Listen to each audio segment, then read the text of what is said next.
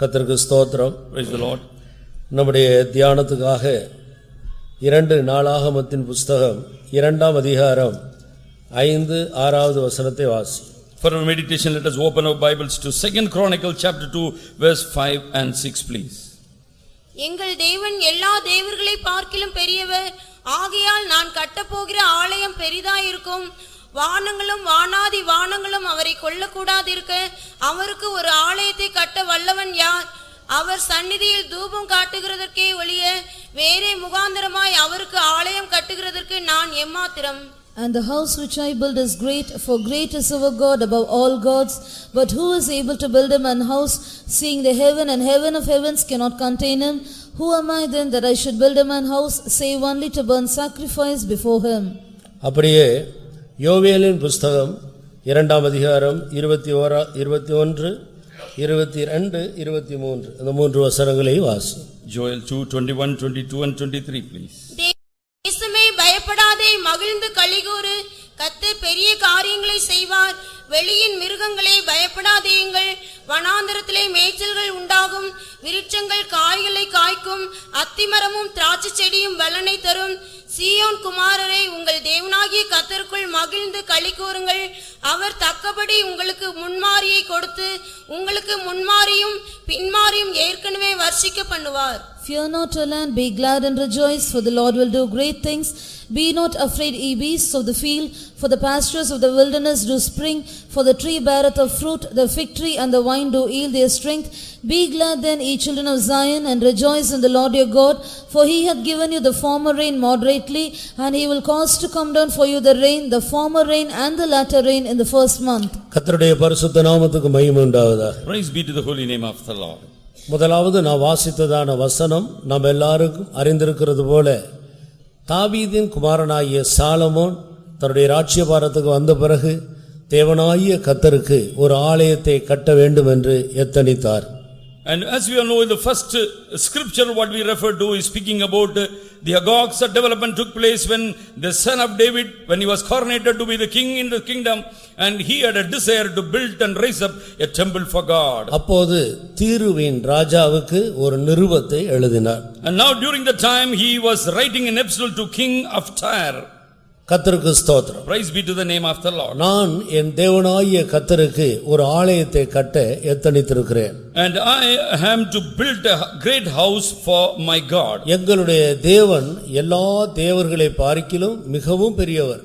And our God is great and far above all the so-called gods. ஆனபடியினால் நாங்கள் அவருக்கு கட்டும் ஆலயம் பெரிதாக இருக்க வேண்டும். And wherefore great should be the temple which we are going to build for this great God. அதற்கு நீர் இன்னென்ன விதத்திலே எங்களுக்கு மரங்களை அனுப்பி கொடுத்து உதவி செய்ய வேண்டும். And wherefore you must give such types of wood or trees for us to make the building work. நான் அதற்குரிய எல்லா சம்பளத்தையும் நான் உனக்கு தந்து விடுவேன். In recompense I am going to give you all the wages or salary for the people those are hewing the trees. இப்படி ஒரு அந்நிய ராஜாவோடு அவன் ஒரு உடன்படிக்கை பண்ணிக்கொண்டு கர்த்தருக்காக ஒரு ஆலயத்தை கட்ட எத்தனித்தார். And now he is enduring here to raise up a temple for God, doing covenanting with the heathen king. எங்களுடைய தேவன் எல்லா தேவர்களை பார்க்கிலும் மிகவும் பெரியவர். For our God is great above all the gods. அதற்காக நான் ஒரு பெரிய ஆலயத்தை கட்ட வேண்டும். And for him I have to build a very big house. அதே நேரத்தில் அவர் சொல்லுகிறார்,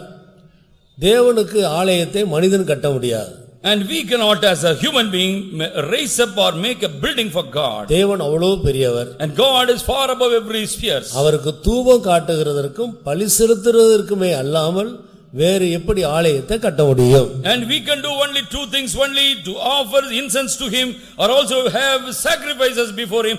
Nothing else we can do for God. கர்த்தருக்கு ஸ்தோத்திரம். Praise be to the name of the Lord. அப்படியானால் ஆண்டவருக்கு ஆலயமே இல்லையா? And if that is the case, can we not make a temple for God? வேறொரு ஆலயம் மறைந்து இருக்கிறதை நாம் அந்த வசனத்திலே காண்கிறோம். But we are able to see and sense there is a hidden temple for God. யோவேலின் புத்தகத்திலே நான் வாசிக்கும்போது, referring to the book of Joel, தேசமே பயப்படாதே, Fear not, O land, மகிழ்ந்து களிகூரு. and be glad and rejoice. கர்த்தர் பெரிய காரியங்களை செய்வார். For the Lord will do great things.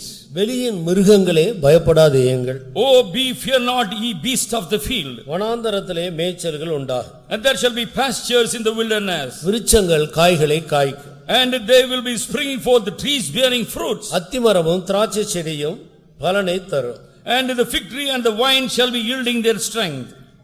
சீயோன் குமாரரே, உங்கள் தேவனாகிய கர்த்தருக்குள் மகிழ்ந்து களிகூருங்கள். Be glad then, you children of Zion, rejoice in the Lord of your God. அவர் தக்கபடி முன்மாரியையும் பின்மாரியையும் ஏற்கனவே வரிச்சிக்க பண்ணுவார். For he hath already given you the former and let the rain moderately to you. இப்படி யோவேலின் மூலம் அன்றைக்கு ஜனத்துக்கு ஒரு தீர்க்கதரிசனம் கொடுக்கப்பட்டது. A prophetical utterance or voice came unto the people of his time by prophet Joel. இந்த இரண்டு இடங்களிலேயும் நாம் பார்க்கும்போது தேவனாகிய கர்த்தர் பெரியவர், அவர் பெரிய காரியங்களை செய்கிறவர் என்பதை நாம் தெளிவாக அறிந்து கொள்கிறோம். Lucidly we do about two things. God is great and he wants to perform greater thing in the midst of his own people. கர்த்தருக்கு ஸ்தோத்திரம். Praise be to the name of the Lord. ஆனபடியினால் தேவனாகிய கர்த்தராகிய இந்த பெரிய தேவனுக்கு மனிதர்களுடைய கையினாலே மனிதன் ஒரு ஆலயத்தை கட்ட முடியாது. Therefore God being so much great, therefore with the hands of men he can never raise up a temple for God to inhabit. பலி செலுத்துறதுக்கு, தூபம் காட்டுகிறதற்கு, கூடி ஆராய்வதற்கு, சில காரியங்களை பேசிக்கொள்வதற்காக ஒரு கட்டடத்தை கட்டலாமே அல்லாமல் தேவன் வாசம் பண்ணக்கூடிய ஒரு ஆலயத்தை மனிதன் கட்ட முடியாது. Man or human being cannot raise up a great temple for this great God. But he can make, of course, a congregation in which people can congregate together, offer sacrifices and incense. ஆரம்ப நாட்களிலிருந்தே தேவனுடைய ஆலயம் வேதத்திலே மறைக்கப்பட்ட ஒரு உண்மையாக இருக்கிறது. Right from Genesis or the book, in the first book, the temple of the Lord is hidden all through. ஆனால் புதிய ஏற்பாட்டு காலத்தில் வரும்போதுதான் உண்மையான தேவனுடைய ஆலயம் எது என்பதை அவர் தெளிவாக காட்டிக் கொடுக்கிறார். But when the New Testament era, only God was explaining to the people what is called the real temple for God. உலகத்தையும் அதில் உள்ள எல்லாவற்றையும் உண்டாக்கின ஆண்டவர் மனிதனுடைய கையினால் கட்டப்பட்ட கோவில்களில் அவர் வாசம் பண்ணுவதில்லை. And God who created heavens of heaven, he cannot come and indwell in the house which was created by the hands of men. தேவனுடைய ஆலயம் பரிசுத்தமாக இருக்கிறது. For the temple of God is altogether holy. நீங்களே அந்த ஆலயம் என்று மனிதர்களை பார்த்து வேதம் சொல்லுகிறது. The Bible speaks looking into men that you are called to be the temple for God. இன்றைக்கு மனிதர்கள் தான் தேவனுடைய ஆலயமாக இருக்கிறார். Today as we are men, we are called to be the temple for God. தேவன் மனிதர்களுக்குள்ளே வாசம் பண்ண விரும்புகிறார். But God wants to dwell in the hearts or in the life of men. கர்த்தர் சீயோனை தெரிந்து கொண்டு அதை தன்னுடைய வாசஸ்தலம் ஆக்கினார். And God desired unto Zion and he wants to make his own habitation. அதிலே வாசம் பண்ணும்படி தேவன் விரும்பினார். God desired to dwell therein. ஆனபடியினால் இன்றைக்கு தேவன் மனிதர்களை பாவத்திலிருந்து தூக்கி எடுத்து இரத்தத்தால் கழுவி அவர்களை அபிஷேகம் பண்ணி ஆண்டவரும் கூட அந்த பெரிய தேவன் ஆவியாக மாறி மனிதருடைய இருதயத்தில் வந்து வாசம் பண்ணுகிறார். And today God is salvaging men from miry clay or sin and is purging him, sanctifying him, filling him with the Holy Spirit, and the mighty God becomes in the form of the Spirit and trying to dwell in that man. அபிஷேகம் பெற்ற ஒவ்வொரு தேவனுடைய மனிதனும் தெய்வத்தை சுமந்து செல்லுகிற நடமாடுகிற ஒரு ஆலயமாக இருக்கிறார். Every spirit-filled child of God is a mobile temple for God because he is carrying always God with him. நாம் ஞாயிற்றுக்கிழமை ஆலயத்துக்கு வந்தாலும் நாம் தேவனுடைய ஆலயம்தான். மார்க்கெட்ல போய் காய்கறி வாங்கினாலும் நாம் தேவனுடைய ஆலயம்தான். எங்க போனாலும் நாம் தேவனுடைய ஆலயம்தான். We do come and congregate in this Sunday on Sabbath, that we are called to be the temple for God. When we are in the marketing place, we are elsewhere, but every place we are the temple for God, but in mobile form. நாம் நடமாடும் தேவனுடைய ஆலயமாக இருக்கிறோம். And we are mobile temple for God. நாம் எங்கெல்லாம் போகிறோமோ போகிற இடமெல்லாம் தேவனுடைய ஆலயமாகவே நாம் நம்மை வெளிப்படுத்த வேண்டும். Wherever we are walking in the world, we have to exhibit ourselves to be temple for God. மனிதன் தான் தேவனுடைய ஆலயமாக இருக்கிறார். And man is becoming a temple for God. அபிஷேகம் பெற்ற ஒவ்வொரு தேவனுடைய பிள்ளையும் தேவனுடைய ஆலயமாக இருக்கிறார். Every spirit-filled child of God is becoming a temple for God. ஆனபடியால் இந்த வேத வசனத்தின்படி நான் ஒரு தேவனுடைய ஆலயமாக இருக்கிறேன் என்ற நிச்சயம் உள்ளவர்கள் கரங்களை உயர்த்தி ஆண்டவரை மகிமைப்படுத்துவோமா? கர்த்தருக்கு ஸ்தோத்திரம். Praise be to the name of the Lord. அப்ப தேவனுடைய ஆலயம் பரிசுத்தமாய் இருக்கிறது. And if we are called to be temple for God, the temple of God is altogether holy. நான் வேலை ஸ்தலத்துக்கு போனாலும், நான் சந்தை வெளிக்கு போனாலும், நாம் இங்கே சபைக்கு வந்தாலும், வீட்டில் இருந்தாலும், எங்கே இருந்தாலும் நாம் தேவனுடைய ஆலயம் என்பதை நாம் ஒருபோதும் மறந்துவிடக் கூடாது. We must never forget. We may be in marketing place, we may be in work spot, we may be at home or in the congregation. We must always remember we are temple for God. யோவேலின் நாட்களிலே தேவனுடைய ஜனங்கள் என்று அழைக்கப்பட்ட அந்த இஸ்ரவேல் ஜனங்கள் கர்த்தரை விட்டு விலகி வெகு தூரமாய் ஜீவித்தார். The contemporaries of Joel, they have gone away from God, far away from all the heritage of God. முழு உலகத்திலேயும் இஸ்ரவேல் ஜனங்கள் தான் தேவனுடைய ஜனங்களாக தேவன் அவர்களை தெரிந்தெடுத்து தன்னுடைய எல்லா காரியங்களையும் அந்த ஜனத்துக்கு ஆண்டவர் வெளிப்படுத்திக் கொண்டே வந்தார். In whole of the universe, God was calling the people of Israel as his own people. God was revealing everything only to that people of Israel. அவர்களை பாதுகாக்கிறதுல தேவன் மிக கவனமாக இருந்தார். And God had all carefulness connected with their safety. அவர்களை ஆசீர்வதிக்கிறதுல மிக கவனமாக இருந்தார். And God was mindful of them and to bless them bountifully. அவர்களை போஷிக்கிறதுல மிக கவனமாக இருந்தார். And God had all cares and worries connected with their in feeding. எப்போதும் ஆண்டவருடைய கண்கள் அந்த ஜனத்தின் மேலேயே நோக்கமாக இருந்தது. The eyes of the Lord was always brooding upon his own people called the people of Israel. அவர்களுக்கு ஏராளமான வாக்குத்தத்தங்களை ஆண்டவர் கொடுத்திருந்தார். And God gave forth empty number of promises unto his people. அந்த எல்லா வாக்குத்தத்தங்களையும் நிறைவேற்றுவதிலே தேவன் தன்னுடைய பகுதியிலே மிகவும் உண்மையாக இருக்கிறார். And God is even faithful to perform whatsoever he promised unto that people and to fulfill that. ஆனால் அந்த ஜனங்களோ ஆண்டவருடைய ஆசீர்வாதத்துக்கு பெற்ற ஆசீர்வாதங்களில் திருப்தி அடைந்து ஆண்டவரை விட்டு விலகி போய் கொண்டிருந்தார். But sadly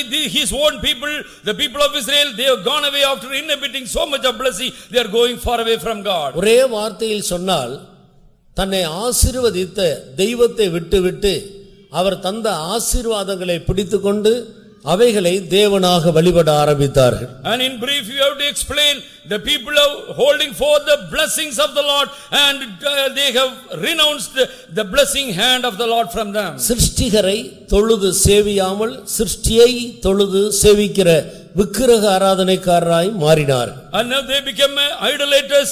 They started worshipping the created things, not the creator God who has created everything for them. கர்த்தருக்கு ஸ்தோத்திரம். Praise be to the name of the Lord. உதாரணமாக வீடு இல்லாத ஒரு நபருக்கு ஆண்டவர் ஒரு நல்ல வீட்டை எவ்வளவோ நாட்களாய் அவர்களை ஜெபித்து ஆண்டவரை துதித்து காத்திருந்த வேளையில் தேவன் அவர்களுக்கு இரக்கப்பட்டு பிள்ளைகளை ஆசீர்வதித்து வெளிநாட்டுக்கு அனுப்பி எப்படியோ ஆசீர்வாதத்துக்கான எல்லா வழிகளையும் திறந்து ஒரு அழகான நல்ல வீட்டை கட்டுகிறார். Suppose one person is not having any indwelling house, but they were all praying, but God sent forth one person to foreign countries.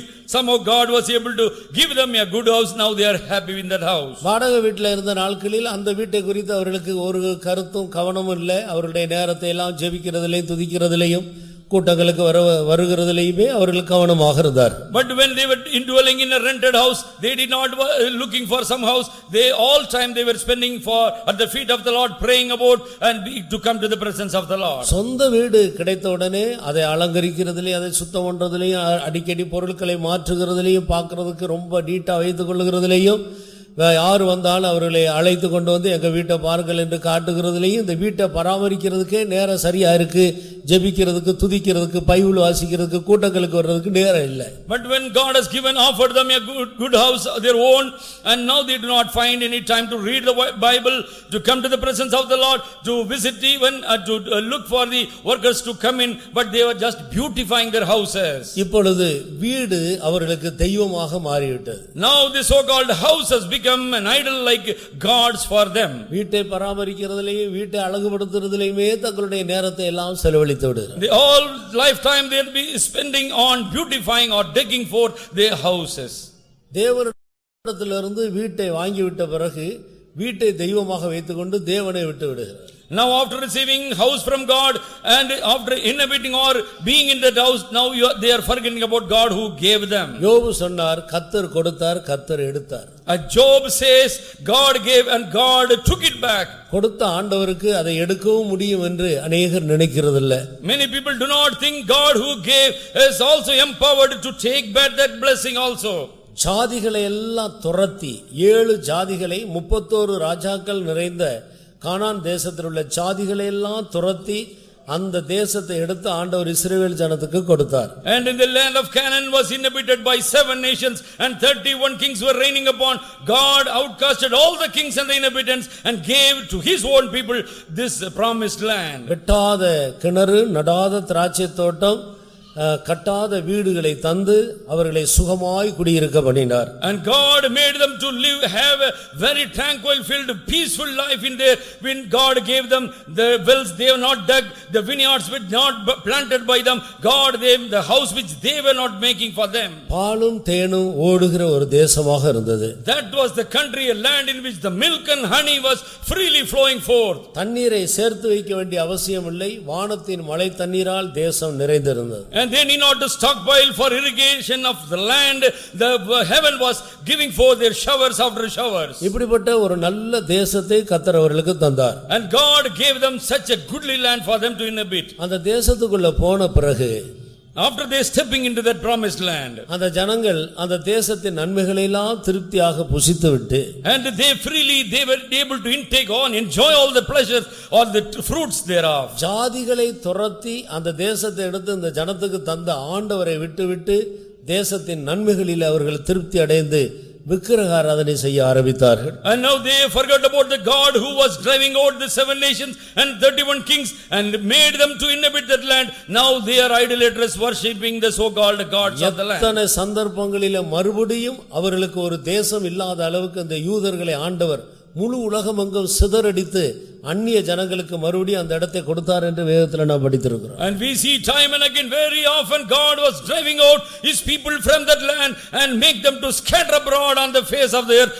many times. உலக சரித்திரங்களும் அதை தெளிவாக நமக்கு காட்டி கொடுக்கிறது. The world history, if you read, you can find out how the Jews have been scattered abroad every time. எப்பொழுதெல்லாம் அந்த ஜனங்கள் கர்த்தரை விட்டு விலகினார்களோ அப்பொழுதெல்லாம் தேவன் அவர்களுக்கு தந்த ஆசீர்வாதங்களை அவர்களை விட்டு எடுத்து விடுகிறார். And whenever people were going away from the Lord, God was able to expunge and take all the blessings also along with him. அப்படினால் இந்த விஷயத்தில் தேவனுடைய பிள்ளைகள் மிக கவனமாக இருக்க வேண்டும். Therefore in this count we the children of God must be very very careful. வேலை இல்லை என்று சொல்லி ஜெபம் பண்ணி ஆண்டவரிடத்தில் ஒரு வேலை வாங்கின பிறகு அந்த வேலை நம்முடைய விக்கிரகமாக தெய்வமாக மாறிவிட இடம் கொடுக்க கூடாது. Suppose we do not have any job, we are crying unto the Lord and God gives us a job, that job should not become our God. பிள்ளை இல்லை என்று சொல்லி பிள்ளை வேண்டும் என்று சொல்லி தவம் இருந்து உபவாசம் எடுத்து அநேகரை ஜெபிக்க சொல்லி பிள்ளை கிடைத்த பிறகு பிள்ளையை ஒரு விக்கிரகமாக வைத்துக்கொண்டு தெய்வத்தை விட்டு விடக்கூடாது. Some people are childless and barren, but they are for enduring time they pray at the feet of the Lord.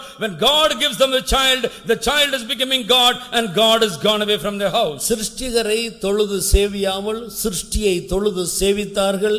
இது நிமித்தம் தேவன் அவர்களை இழிவான இச்சை ரோகங்களுக்கு ஒப்பு கொடுத்தார். And God gave them to vile affections.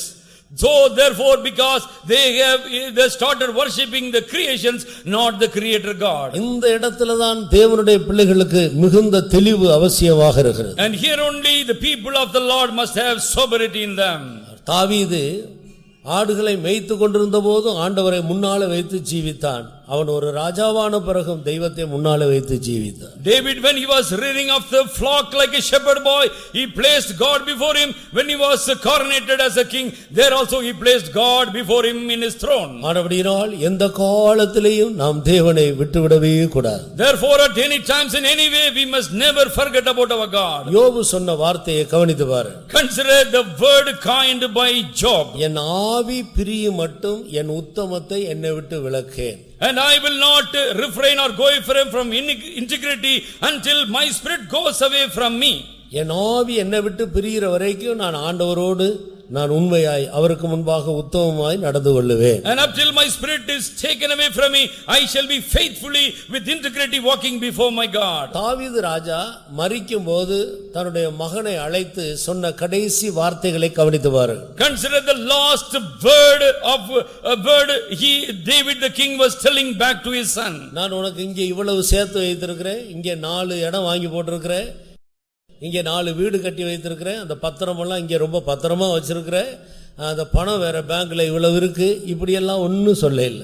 The parting message of David was not like this. I have stockpiled so much of wealth or silver or gold or so much of money in the banks. I have made so much of plots purchased for you.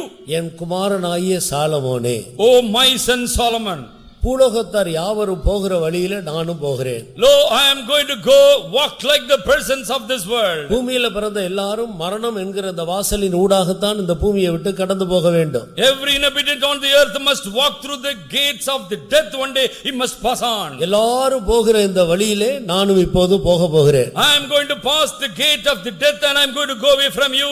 என்னுடைய மரண நேரம் சமீபமாக இருக்கிறது. For my death is fast hand. அநித்தியமான இந்த உலகத்தை விட்டுவிட்டு நித்தியமான உலகத்துக்குள்ள நான் பிரவேசிக்க போகிறேன். I am going to let go this temporal world. I am going to usher into an everlasting government. நீயோ வென்றால், but you Solomon, உன் பிதாவின் தேவனை நீ அறிந்து, and you must know you the God of your father. உன் பிதா ஆராதித்த அந்த தேவனை நீ அறிகிற அறிவிலே சரியாய் வளர வேண்டும். And you must correctly and appropriately grow forth and enrich yourself with the knowledge of that God. உன்னுடைய நாட்களையும் உன்னுடைய நேரத்தையும் தெய்வத்தை அறிகிற அறிவிலே வளருவதற்காக உபயோகப்படுத்து. And you must use your days and the years for enriching the wisdom connected with your God. உன் பிதாவின் தேவனை நீ அறி. And you must know the God of your father. உத்தம இருதயத்தோடும் உற்சாக மனதோடும் அவரை சேவி.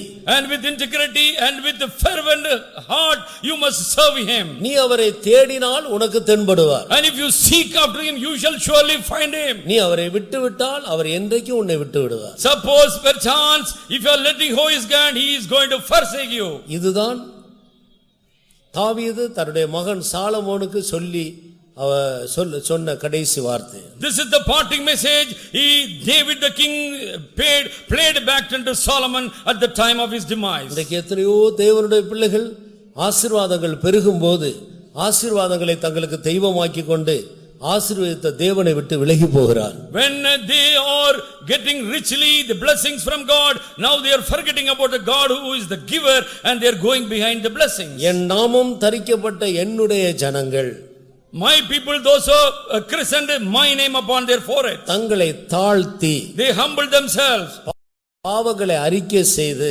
confessing all their sins, ஜெபம் பண்ணி, and they pray என் முகத்தை தேடி and seek my face, திரும்பி வந்தால் நான் அவர்களுடைய குற்றங்களை மன்னித்து அவர்களுடைய தேசத்துக்கு சேமத்தை கட்டளையிடுவேன். if they turn back and come back to me, I shall forgive all their sins and gather together in their own land, God says. ஆனபடியினால் தேவனுடைய ஜனங்கள் இந்த நாட்களிலே அதிகமாய் நம்மை தாழ்த்தி ஜெபம் பண்ணி ஆழமாய் கருத்தாய் கர்த்தரை தேடி அவரிடத்தில் திரும்பி வர வேண்டிய காலம். This is the time we the children of God must be on the prayers. We must turn truly back to the Lord. யோவேல் தீர்க்கதரிசியினுடைய நாட்களில் அன்றைக்கு இருந்ததான இஸ்ரவேல் ஜனங்கள் கர்த்தரை விட்டு விலகி தூரமாக இருந்தார்.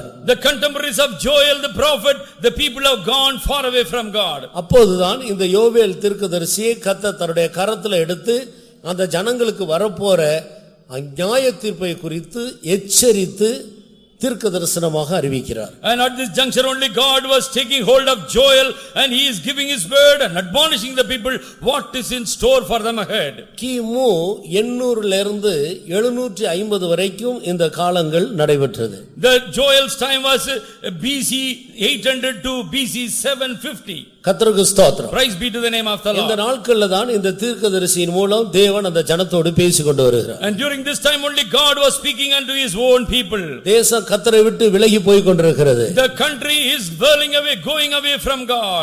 தேசம் என்றால் தேசத்தில் உள்ள மண்ணு, மரம், வீடு இவைகளை பற்றி அல்ல. And we say land means it is not the mortar or building or the trees that was going away. தேசம் என்றால் தேசத்தில் உள்ள ஜனங்களை காட்டுகிறது. Oh, land means it speak about the inhabitants of that land. ஜனங்கள் கர்த்தரை விட்டு விலகி சோர போய் கொண்டிருக்கிறார். And the people of the Lord were walking and going in their perverted ways. தேவனை விட்டு விலகி தூரமாய் போய் கொண்டிருக்கிறார். And they were going far away from God. ஆனபடியால் ஜனங்கள் திரும்பி வர வேண்டும். இல்லாவிட்டால் அவர்களுக்கு இப்படி ஆபத்துகள் இருக்கிறது என்று எச்சரிப்பு கொடுக்கப்பட்டது. Now the voice of admonishing given to the people that perhaps they have to meet with such an endangerment at last. நீங்கள் முதல் அதிகாரம் முழுவதையும் வாசித்தால் அந்த ஜனத்துக்கு வரப்போகிற ஆபத்தை குறித்து சொல்லிக் கொண்டே வருகிறார். The whole of the first chapter, if you are able to read and understand the judgment that is meted out against that people. இந்த யோவேலின் தீர்க்கதரிசனம் 3 அதிகாரங்களை கொண்டது, 73 வசனங்களை உடையது. And Joel, the whole book comprises of 3 chapters, but only it has got 73 verses. அந்த ஜனங்களுக்கு வரப்போகிற நியாயத்தீர்ப்பை குறித்து எச்சரிக்கிறார். But he is admonishing them what is the judgment that is to befall their lives. இரண்டாவது, அவர்கள் எப்படி கருத்தாய் கர்த்தரை தேடி திரும்பி வர வேண்டும், எப்படி தங்களை சுத்திகரிக்க வேண்டும், எப்படி உபவாசம் எடுக்க வேண்டும், யாரெல்லாம் உபவாசம் எடுக்க வேண்டும் என்று இரண்டாவதாக எச்சரிக்கப்படுகிறது. And secondly, the admonishing God gives them how they must turn back to the Lord, how much they must serve the Lord, and who all must come to the feet of the Lord. மூன்றாவதாக அந்த ஜனங்கள் அப்படி திரும்பி வந்தால் தேவன் எப்படி அவர்களை ஆசீர்வதிக்க போகிறார் என்பதை குறித்து சொல்லப்படுகிறது. And thirdly, the prophet says how God is going to bless them for when they repent and come back to the Lord. எல்லாம் அனுபவத்தில் நடந்த சம்பவங்கள். But everything is a history. It has taken vividly in the life of Israel. ஜனங்கள் எந்த அளவுக்கு தூரமாய் கர்த்தரை விட்டு போயிருக்கிறார்கள், எந்த அளவு அவர்கள் கர்த்தரை விட்டு விலகி இருக்கிறார்கள், அது நிமித்தமாக அவர்களுக்கு வரப்போகிறதான நியாய தீர்ப்பு.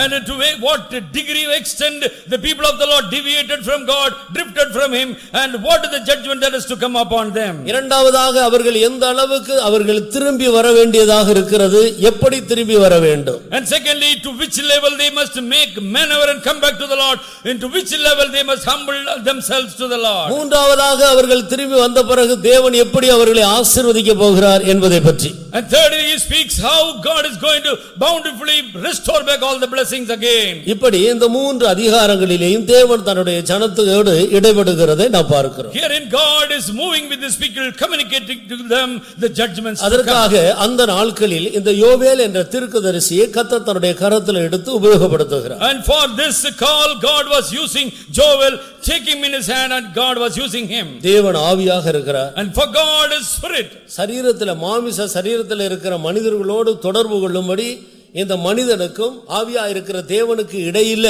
நிற்கக்கூடிய ஒரு மனிதர்கள் அவருக்கு தேவையாக இருக்கிறது. And God is a spirit, and we are mortals having physical bodies, but if God has to communicate to us, there must be a via media or mediator to speak on the behalf of God. இப்படிப்பட்ட தீர்க்கதரிசிகளை ஆண்டவர் தன்னுடைய வாயாக அழைக்கிறார். And so are the prophets. God was calling or using them as God's own mouth. நீ என் வாய் போல் இருப்பாய் என்று ஒரு தீர்க்கதரிசியை பார்த்து ஆண்டவர் சொல்லுகிறார். And God looking into prophet, he says, you shall be my mouthpiece or my mouth. மாமிச சரீரத்தில் இருக்கிறதான மனிதனோடு பேசும்படி மாமிச சரீரத்தில் உள்ளதான ஒரு மனிதனுடைய வாய் ஆவியா இருக்கிற தேவனுக்கு அவசியமாக இருக்கிறது. And to communicate to the people, those are having physical body, but God the spirit needs a mouth to speak unto the mortals as we are. மனிதர்களுக்கும் தேவனுக்கும் இடையிலே ஏற்படுத்தப்படுகிற இவர்கள்தான் தேவனுடைய தீர்க்கதரிசி என்றும் தேவனுடைய ஊழியர்கள் என்றும் அழைக்கப்படுகிறார். And this via media or mediators, middlemen are called to be the prophets of the Lord, or summarily we can call the workers for God. அவர் உங்களுக்கு முன்மாரியையும் பின்மாரியையும் ஏற்கனவே வரிச்சிக்க பண்ணுவார். For he will give former rain moderately and cause you to have the latter rain also. மாம்சமான யாவர் மேலும் என் ஆவியை ஊற்றுவேன். And I will pour my spirit upon all flesh. ஆண்டவர் அந்த ஜனங்கள் திரும்பி வரும்போது அவர்களுக்கு செய்ய போகிற நன்மையை குறித்து சொல்லுகிறார். And God says, what are the blessings I am going to fill in my people when they come back to me. இது மாம்சமான யாவர் மேலும் ஊற்றுவேன் என்று சொன்னதான இந்த தீர்க்க தரிசனம் புதிய ஏற்பாட்டு காலத்தில் கர்த்தராகிய இயேசு மரித்து பரலோகத்துக்கு போன பின்பு பரிசுத்த ஆவியை இந்த பூமிக்கு அனுப்பி கொடுத்தபோது நிறைவேறிற்று. I will pour out my spirit upon all flesh came, this voice was fulfilled when Jesus Christ died, went up to heaven, and on the 50th day when the spirit of the Lord came upon on the day of Pentecost. இந்த தீர்க்கதரிசன வேத வாக்கியங்கள் எழுத்தின்படி உள்ள அந்த இஸ்ரவேல் ஜனத்தின் காலத்திலே சம்பவித்ததாக இருந்தாலும் ஆவிக்குரிய இஸ்ரவேலராகிய நமக்காகவே அது எழுதப்பட்டிருக்கிறது. Although literally and physically this promise of the Lord came to a fulfillment to the literal or physical Israelite, it is also a blessings to us. இந்த மூன்று அதிகாரங்களையும் நீங்கள் வீட்டில் போய் நிதானித்து வாசித்துக் கொள்ளுங்கள்.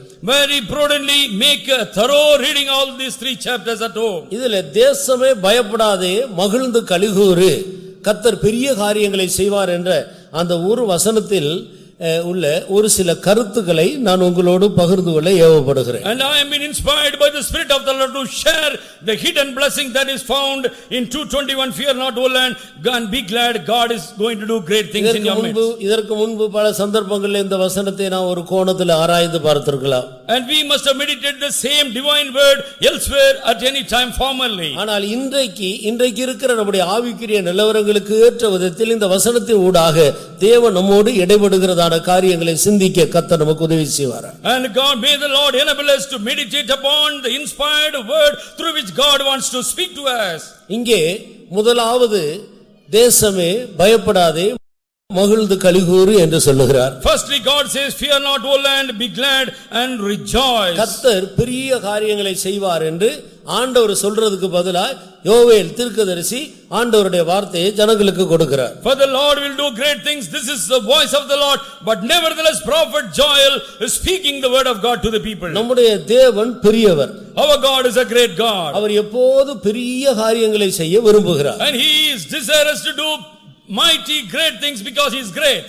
தேவன் ஒருவர்தான் பெரிய காரியங்களை செய்ய முடியும். And God alone could perform greater things. நாம் மனிதர்கள். And we are mortals. நாம் சின்ன காரியங்களை செய்யலாம். And we can do little bit of petty things. ஆனால் அதற்கும் ஒரு ஒத்தாசை தேவனிடத்திலிருந்து தான் வர வேண்டியதாக இருக்கு. And if you have to do little bit of manual work here also, but God must succor helps to us. என்னை அல்லாமல் உங்களால் ஒன்று செய்ய கூடாது. Because God says, without me you can do nothing. ஒரு சின்ன காரியத்தையும் கூட தேவனுடைய உதவி இல்லாமல் செய்ய முடியாது. And we cannot perform anything spiritually unless God authors us to do. கஷ்டப்பட்டு ஏதோ ஒரு ஆற்றிலே ஒரு அணை கட்டி தண்ணீரை தேக்குகிறார்கள். சில நேரம் அது உடைந்து விடுகிறது, சில நேரம் அது ஒழுகி விடுகிறது. கொஞ்ச நாட்களுக்கு பிறகு அது பழுதடைந்து விடுகிறது. And they are making a barrage or a dam also. They are making some dam or to make a great so much of building, but it is making some breaches and one day it also going to break. ஆனால் நம்முடைய தேவனோ பெரிய காரியங்களை செய்கிறார். But nevertheless our God shall do greater things. இங்கே கர்த்தர் பெரிய காரியங்களை செய்வார் என்று சொல்லப்பட்டிருக்கிறது. And here it has been told, for the Lord will do great things. வேதத்தில் ஆண்டவர் பெரிய காரியங்களை எங்கெல்லாம் செய்திருக்கிறார் என்று எல்லாரும் தங்களுடைய கவனத்தை சற்று முந்தின காலங்களுக்கு திருப்பி பார்ப்போமாக. Now let us all recall back to the history and see what are the great deeds what God has performed in our lives. இஸ்ரவேல் ஜனங்களை பார்வோன் ஆகிய அந்த பயங்கர மனிதர்களிடத்திலிருந்து எப்படி வெளியே கொண்டு வந்தார், அவர்கள் புறப்படும் போது எவ்வளவு கம்பீரமாய் புறப்பட்டு வந்தார்கள் என்பது ஒரு ஆண்டவர் செய்த ஒரு பெரிய காரியம். One was the greatest deed of God as to how God has rescued the people of Israel from the hand of the great Pharaoh and his army, and how richly God has delivered or emanated them from. இந்த ஜனங்கள் எகிப்தை விட்டு புறப்பட்டு வரும்போது எகிப்தில் உள்ள ஒரு நாய் கூட கொலைக்க இல்லை. And when all these people made their sojourning or exodus, not even a single dog would bark at our people. தேவன் எல்லா நாய்களுடைய வாயையும் கட்டி போட்டார். And God was able to shut forth all the dogs that is barking at Egypt. நீங்க போய் ஒரு சின்ன குட்டி நாய் வாயை கட்டி பாருங்க. Now you go and grab hold of the puppy. கர்த்தருக்கு ஸ்தோத்திரம். Praise be to the name of the Lord. நாய் வாயை கட்ட முடியுமா? And can you bind it like this? அது எவ்வளவு கஷ்டம். It is a hard thing.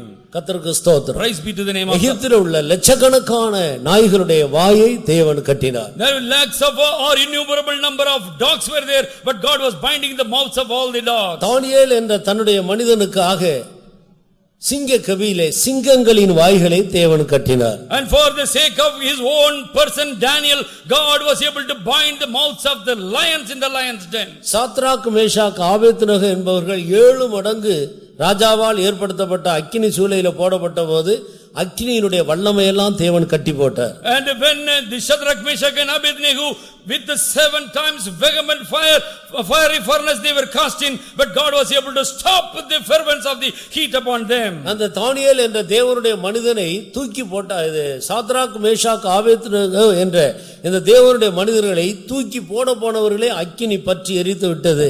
ஆனால் இவர்களோ அக்கினிக்குள்ளே சுகமாய் குடியிருந்தார். And the people those were binding the Shadrach, Meshach, Abednego to cast them into the fiery furnace, but the fire only was upon them and annihilated them, not to these 3 men for God. தேவன் எந்த காலத்திலேயும் மாறாதவர். And God will not change any time. அவர் எப்போதும் பெரிய காரியங்களை செய்கிறவர். And he performs greater things at all times. இந்த இஸ்ரவேல் ஜனங்கள் கானானை நோக்கி புறப்பட்டு வரும்போது சிவந்த சமுத்திரம் தடையாக இருந்தது. அந்த சமுத்திரத்தை இரண்டாக பிளந்து ஆண்டவர் கொண்டு போனார். When his own people, when they marched ahead, when they came to the shore, they were able to see Red Sea. God was dividing the Red Sea for them to march on. 40 வருடங்கள் பரலோகத்திலிருந்து சாப்பாடு கொடுத்தார். But God was offering them meat after meat, hailing from heaven unto them. 40 வருடங்கள் தொடர்ந்து நடந்தார்கள். அவருடைய கால் வீங்கவே இல்லை. And 40 years they were walking upon the wilderness, but their feet was not getting swollen up. அவர்கள் போட்டிருந்த பாதரட்சை 40 வருடம் நடந்தாலும் தேயவில்லை. The sandals or the shoe they were wearing, it was not getting wear and tear for 40 long years. அவருடைய வஸ்திரங்கள் பழசா போகவே இல்லை. And the garments was not getting withered away for 40 years. நம்முடைய கன்வென்ஷன் கிரவுண்ட்ல காலையில போயிட்டு இப்படி 2 முறை அந்த கிரவுண்டை சுத்தி திரும்பி வரும்போது துணி எல்லாம் சிவப்பாயிடுது.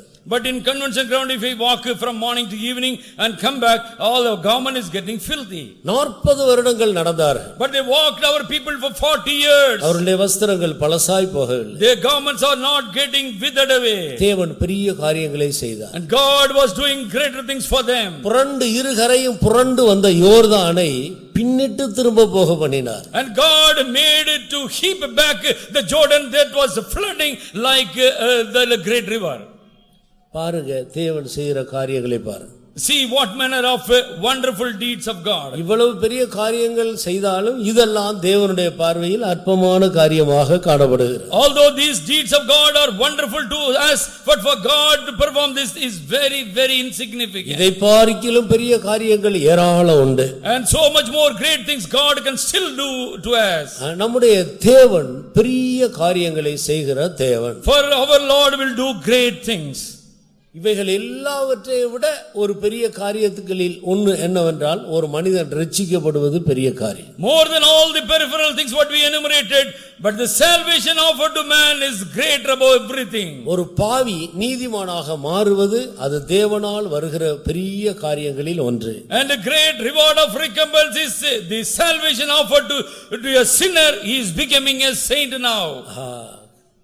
எமயமலை இருக்கிற இடத்துல நீங்க கன்னியாகுமரியில் இருக்கிற கடலை கொண்டு போய் அங்க வைத்து விட்டு எமயமலையை இந்த கன்னியாகுமரி கடல்ல கொண்டாந்து வைக்கிறது ஆண்டவருக்கு லேசான காரியம். It is a very very easy task for God to bring the Everest peak unto Cape Comorin and bring that ocean to that place. ஆண்டவர் கூட சொல்ல இல்ல, மோசேதான் ஆண்டவருடைய வார்த்தையின்படி கோலை நீட்டினார். அவ்வளவு பெரிய சமுத்திரம் கீழ்ப்படிந்து இரண்டாய் பிளந்தது. And God was not urging him, but nevertheless Moses stretched forth his rod upon the Red Sea God divided into 2. ஆனால் மனிதர்களாகிய நாம் அவருக்கு கீழ்ப்படுகிறதில்லை. But we the people of God, we are not in obedience to him. கர்த்தருக்கு ஸ்தோத்திரம். Praise be to the name of the Lord. தேவன் பெரிய காரியங்களை செய்கிறார். For God is to do great things. ஒரு மனிதன் ரட்சிக்கப்படுவது தேவன் செய்கிற பெரிய காரியங்களில் ஒன்று. The greatest deed of God is to salvage a sinner and makes him a saint. ஆனபடியால் தான் வேதம் சொல்லுகிறது, இவ்வளவு பெரிதான ரட்சிப்பை குறித்து நீங்கள் கவலையற்றவர்களாக இருந்தால். Wherefore the Bible says, if you are not having any cares connected with the great salvation. ரட்சிப்பு அவ்வளவு பெரியது. So great is the salvation. இந்த உலகத்தில் கிடைக்காது. If we cannot purchase in this world, ஒரு இடத்திலே வாங்க முடியாது. you cannot go and seek out in any store. ஒரு மனிதனும் கொடுக்க முடியாது. Nobody on the earth can give you a salvation. இரட்சகராகிய இயேசு கிறிஸ்து ஒருவர்தான் அதுவும் இலவசமாக கொடுக்க முடியும். Savior Jesus Christ also only can give you that also freely he offers. offers. இதற்கு கிரயம் கொடுக்க முடியாது. We cannot pay back anything for him. ஆனபடியால் தேவன் அதை இலவசமாக கொடுக்கிறார். We cannot pay, therefore God freely offers his salvation. இன்றைக்கு அநேகருக்கு அதனுடைய அருமை, அதனுடைய விலை தெரிகிறதில்லை. And many people are not able to evaluate the value of their salvation. ஆனபடியால் ரட்சிக்கப்பட்டவர்கள் சாதாரணமாக ரட்சிப்பை இழந்து ஜீவிக்கிறார். Therefore the saved people very casually let go their salvation from their lives. ஒரு சின்ன குழந்தை, பேச தெரியாத ஒரு குழந்தையுடைய கையில ஒரு பெரிய வைரக்கல் மோதிரம் போட்டது போல. It is like a very small babe, but she is totally ignorant, but a very costly diamond ring has been given into her hand. ஒரு 50 லட்சம் விலை உள்ளதான ஒரு வைரக்கல் ஒரு மோதிரத்தை அந்த பிள்ளையினுடைய கையில போட்டா அந்த பிள்ளைக்கு அந்த மோதிரத்தினுடைய விலை என்ன தெரியும்? The child or babe will not know the value of the 50 lakhs worthy diamond ring.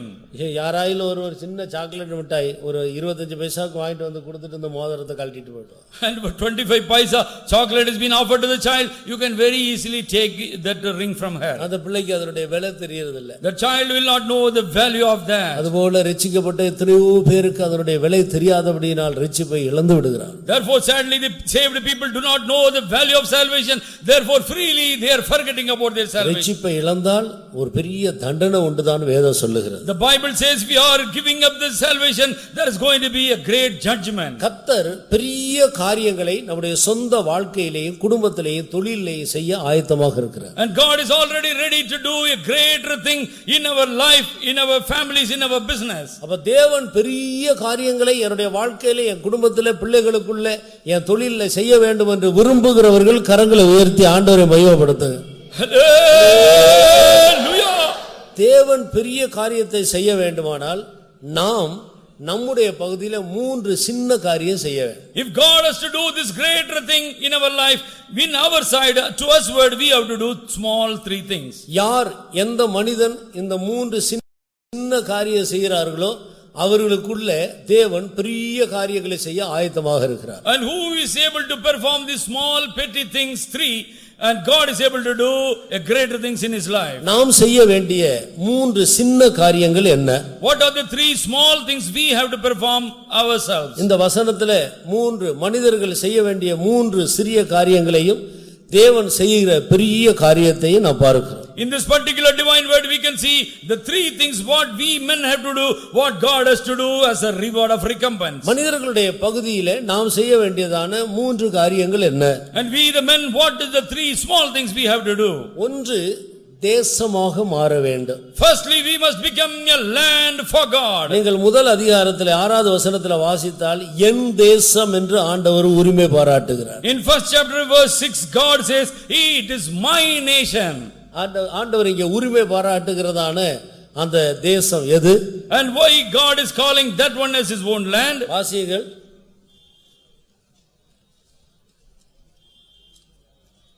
எண்ணி முடியாத ஒரு பலத்த ஜாதி என் தேசத்தின் மேல் வருகிறது. எண்ணி முடியாத ஒரு பலத்த ஜாதி என் தேசத்தின் மேல் வருகிறது. And a nation greater is going to come upon my land, God says. ஆண்டவர் சொல்லுகிறார் என் தேசம் என்று. And God says it is my land. என் தேசம் என்று சொல்லுவதனுடைய அர்த்தம் என்ன? Why God is calling this people as his my land? என் தேசம்னா இந்த பூமியில இருக்கிற நிலத்தையும் வீட்டையும் காட்டுகிறதா?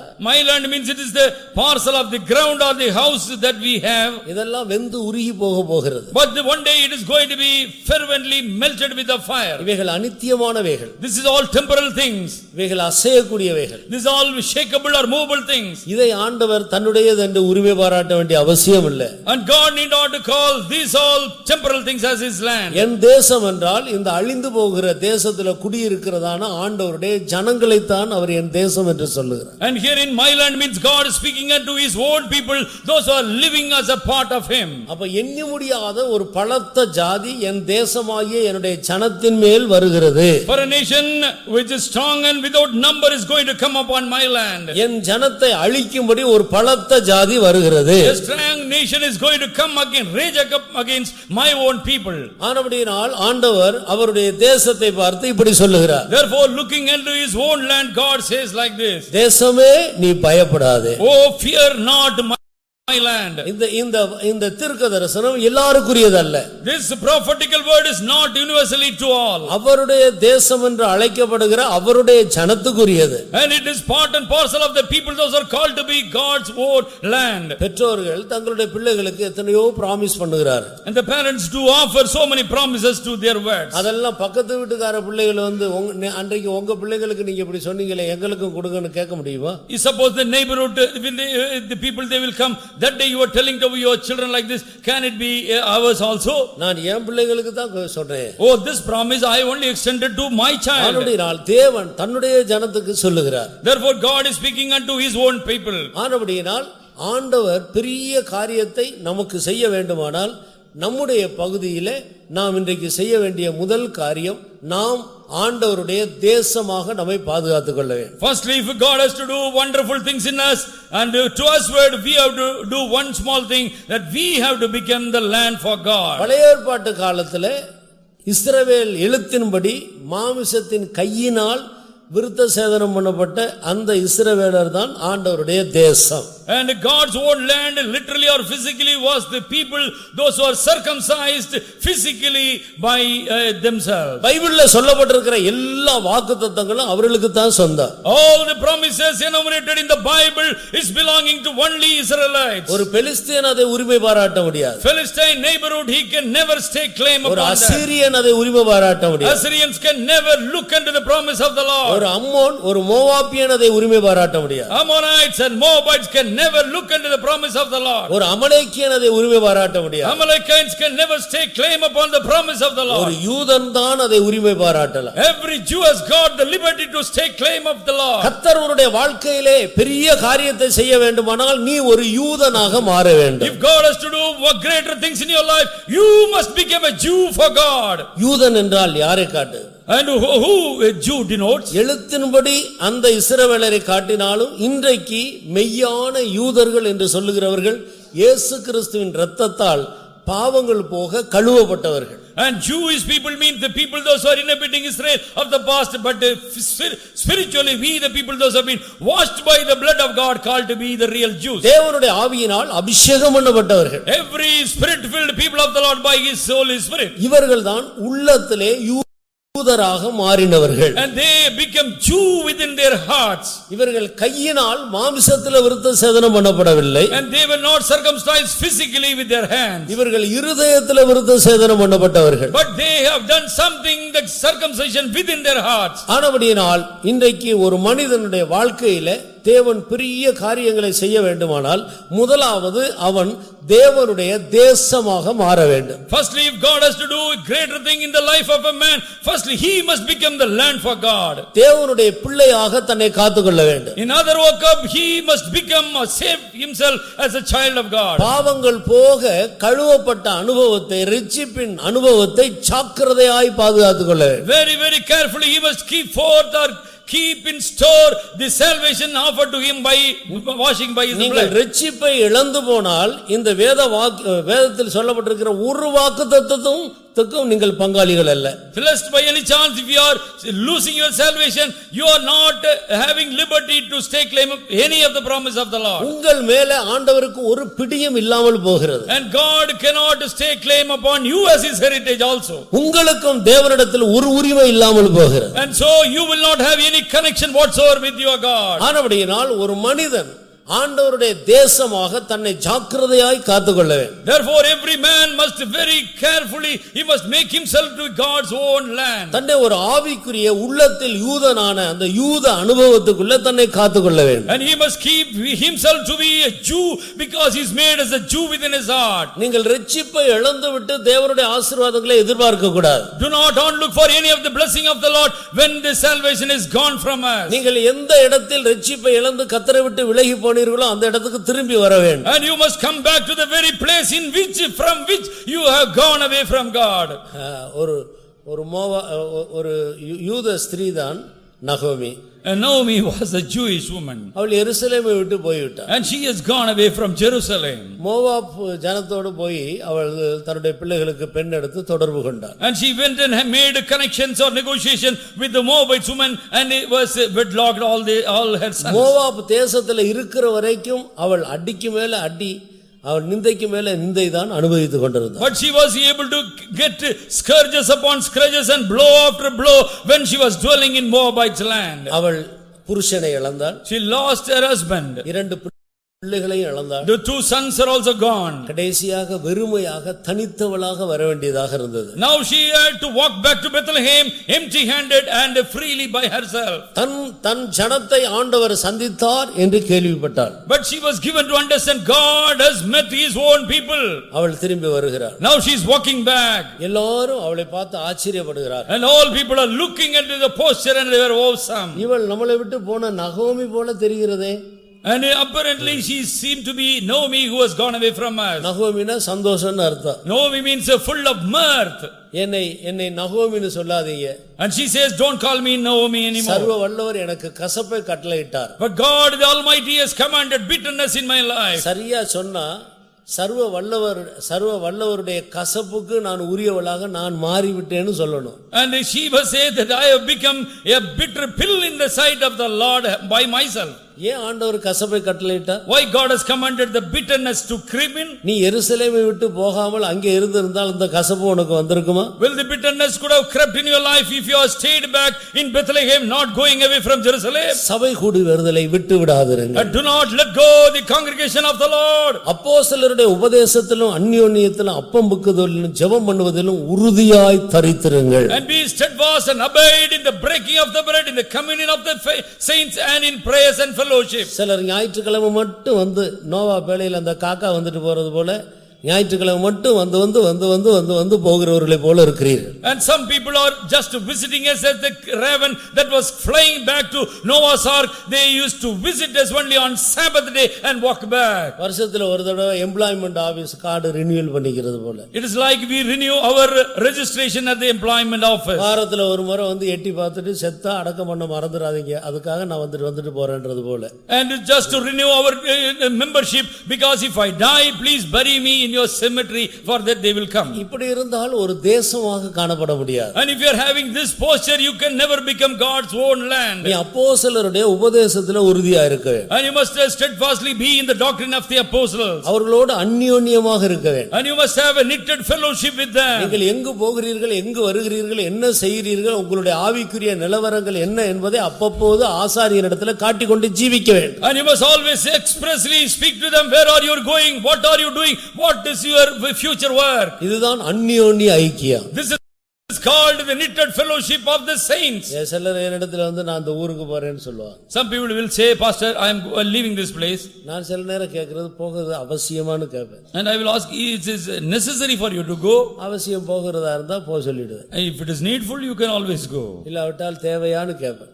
Is it needful for you to go? அங்க போனா கூட்டங்களுக்கு எல்லாம் போக முடியுமா, அவருடைய ஆவிக்குரிய ஐக்கியத்துக்கு பாதிப்பு உண்டாகுமோன்றதுக்காக தான் அப்படி கேக்குறது. And my questioning to them is not to keep them away, but to ask them whether you will have to refrain from fellowship. சிலர் இப்படி அடிக்கடி கேக்குறாங்களேன்னு சொல்லிட்டு சொல்லாமலே போயிடும். But some people, because I am asking these questions, so people will not tell me and go. திடீர்னு phone பண்ணி வீட்ல இருக்கறாங்களா கொண்டு ஃபோன் பண்ணி ஏதாவது அவசரத்துக்கு ஃபோன் பண்ணா நான் ஹைதராபாத்ல இருக்கறேன். And suppose if I am ringing them for anything, they will say, I am in Hyderabad, Pastor. நான் நாகர்கோயில்ல இருக்கறேன். I am in Nagarkoil. நான் கன்னியாகுமரியில இருக்கேன். I am in Cape Comorin. நான் ஆந்திராவுல இருக்கேன். I am in Andhra Pradesh. நான் அகமதாபாத்ல இருக்கேன். I am in Ahmedabad. நான் சிங்கப்பூருக்கு வந்திருக்கிறேன். Oh, I have come to Singapore now. இதுதான் அந்யோன்ய ஐக்கியமா? Is it called a fellowship?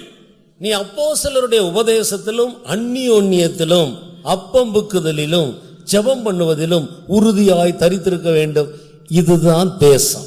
And you are called to be God's own land, because you are steadfastly abiding in the doctrine of the apostles, in breaking of the bread, in prayers, and in having a fellowship with them forever. ஒரு நாள் ஒரு wife தன்னுடைய husband தொடப்பக்கட்டை எடுத்துட்டு அடிக்க போனா. One wife in one place, she had a broomstick to beat her husband. ஏன் இப்படி நடந்தது? Why it had happened? Pastor, நான் சொல்றேன், இது நியாயமா இருந்துச்சுன்னா நீங்க விட்டுடுங்க, இல்லாவிட்டா இதே தொடப்பக்கட்டை எடுத்து என்ன அடிக்க பாஸ்டர், நான் வாங்கிக்கிறேன். And now the wife says, Pastor, whatever I am saying, my argument, if it is right, just you acknowledge me, otherwise you beat me with the same broomstick. இவர் வேலைக்கு போறாரு. He is going for the job. அவருடைய சம்பளத்துல பாதி கூட வீட்ல கொடுக்கிறது இல்ல. But even half of the salary is not giving to me at home. பாதியை கொண்டு போய் எங்கேயோ கொடுக்கிறார் pastor. But half of the salary is sharing with someone else. இது உண்மையா இல்லையான்னு கேளுங்க pastor. Is it true or not? Please inquire இவரை him. அடிக்கலாமா அடிக்க கூடாதா நீங்க சொல்லுங்க. Now you tell me whether I have to give him blows. கர்த்தருக்கு ஸ்தோத்திரம். Praise be to the name of உலக நடைமுறையின்படி தன்னுடைய மனைவிக்கு தெரியாமல் ஒரு காரியத்தை செய்தாலே மனைவியே ஏற்றுக்கொள்றது இல்லையே, சபை எப்படி ஏற்றுக்கொள்ளும்? And according to the decorum of the world itself, if correctly if he is not it is having integrity with the wife, the world will not accept. How a congregation? ஆண்டவர் ஒரு கேள்வி கேட்டார் எரேமியாவின் தீர்க்கதரிசியின் மூலமா இஸ்ரவேல் ஜனத்தை பார்த்து. And looking into the people of Israel, God put forth a question through the voice of Jeremiah. ஒரு மனைவி தன் புருஷனை விட்டு விலகி அந்நிய புருஷனுக்கு மனைவியானால் திரும்பி வந்தா அவன் சேர்த்து கொள்ளுவானா அந்த தேசம் தீட்டுப்படுவே? And God was questioning him, if a wife goes in a lewd way and getting connection with another person, if she is coming back to the old husband, that will not the land be defiled? ஒரு முறை திருப்பத்தூர்ல ஒரு மனிதன் தெருவில் நடந்து போனார். One wife was walking in Tirupattur once.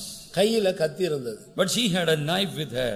அவருடைய இந்த கையில வெறும் முடியா இருந்தது. But in one hand she had a locks or a hair. பின்னால பார்த்தா ஒரு பெண்ணுடைய தலை தொங்குது. But the head of the woman was there in the left hand. அது என்னன்னு கேட்டா நேரா போலீஸ் ஸ்டேஷனுக்கு போறாரு. And now he is walking to the police station.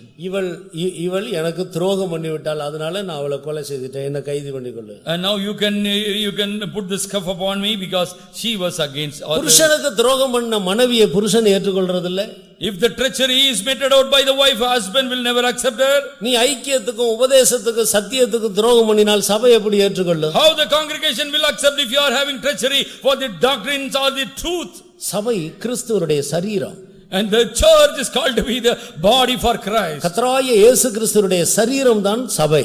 And the body of Christ is this church. ஆனபடியால் நீ பெரிய காரியம் கர்த்தர் என்னுடைய லைஃப்ல செய்ய வேண்டும் என்று விரும்பினால், என்னுடைய குடும்பத்திலே சபையிலே பெரிய காரியம் நடக்க வேண்டும் என்று விரும்பினால் உன்னை ஒரு தேசமாக காத்துக்கொள்ள வேண்டும். And if suppose you think God has to perform greater things in your life, in your family, in your own business, you must keep yourself as the land for God. யோபுடைய நாட்கள்ல பிசாசு பூமி எங்கு சுற்றி தேவபுத்திரர்கள் நடுவில் வந்து நின்றான். And during the time of Job, the devil was walking around the world and he came and stood in the midst of the sons of man. ஆண்டவர் கேட்கிறார், எங்க இருந்து வருகிறாய்? And God was asking the devil, where from you are coming? நான் பூமி எங்கு உலாவி அதிலே சுற்றி திரிந்து வருகிறேன். And I am wandering around the world and I came back to you. சில ஆட்களுக்கு வேலை இருக்காது. Some people will not have any job. எப்ப பார்த்தாலும் அங்க இங்கேயும் சுத்திட்டே திரிகிறது தான் வேலை. Yeah, they shall be wandering hither thither. ஒரு பாஸ்டர் இப்படி ஒரு பழமொழி சொல்லுவார். One pastor used to have an adage like this. நாய்க்கு நேரம் இல்ல, நாய்க்கு வேலை இல்ல, அது நிக்கிறதுக்கு நேரமும் இல்ல. The dog will not have any occupation, but there is no time yet for even standing. இங்க இருந்து ஓடும், அங்க நின்னு பார்த்துட்டு இப்படி பார்த்துட்டு திருப்பி அங்க இருந்து ஓடி வரும். It shall be going in one place, running there and nodding the head, and it shall come back again. ஏதோ ஒரு பெரிய நோக்கத்தோட ஓடுறது போல ஓடி அங்க நின்னு இப்படி பார்க்கும், மறுபடியும் இந்த பக்கம் ஓடும். Very swiftly it will be making or running here and there as though it has got a job, but it shall be coming back to the same place. நாய்க்கு ஒரு வேலையும் கிடையாது. The job nothing the dog has. ஆனா நிக்கிறதுக்கு நேரமும் இல்ல. But it does not have any time to stand in one place. பிஸியா of the Lord. அருமையான தேவனுடைய ஜனமே, Wherefore, dear children of God, இதே போலதான் இன்றைக்கு எத்தனையோ தேவனுடைய ஜனங்கள் தங்களுடைய நேரத்தை வீணாக்கி கொண்டிருக்கிறார். likewise many children of God, they are whiling away their time sadly like this. வேலை இல்ல, ஆனா கூட்டங்களுக்கு வர்றதுக்கு அவங்களுக்கு சமயமும் இல்ல. And they do not have any job but no time to visit to the congregation. பேருக்கு ஹவுஸ் ஒய்ஃப் தான், ஆனா வீட்டிலேயும் ஒரு வேலை இல்ல. ஹஸ்பண்ட் பிள்ளைகள் வேலைக்கு போன பிறகு சும்மா இருக்கிறாங்க, எங்கேயாவது போய் சுத்திட்டு இல்லன்னா படுத்து தூங்கிட்டு தங்களுடைய நேரத்தை வீணாக்குகிறார்கள்.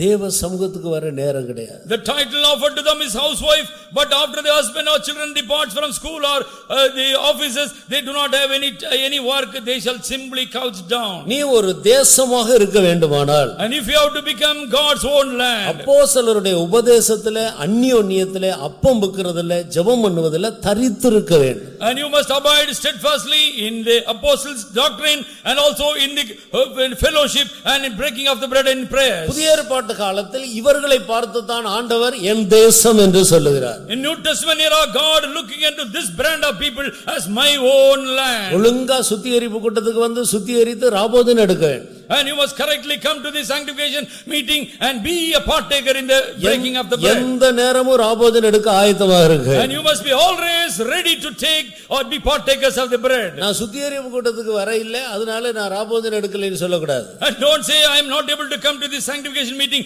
therefore I am not worthy to take the breaking bread. ராபோஜனம் எடுக்க அவசியமான ஒரு தகுதி நல்ல மனசாட்சி. And to be having worthiness to be the partakers of the Holy Communion is a good conscience. நீங்க காய்கறி வாங்குறதுக்கு மார்க்கெட்டுக்கு போனாலும் நல்ல மனசாட்சி இருக்கும். And if you go to the market for purchasing vegetables, you must have a good conscience. நீங்க கொடுக்கிறது வாங்குறது நேர்மையா இருக்கு.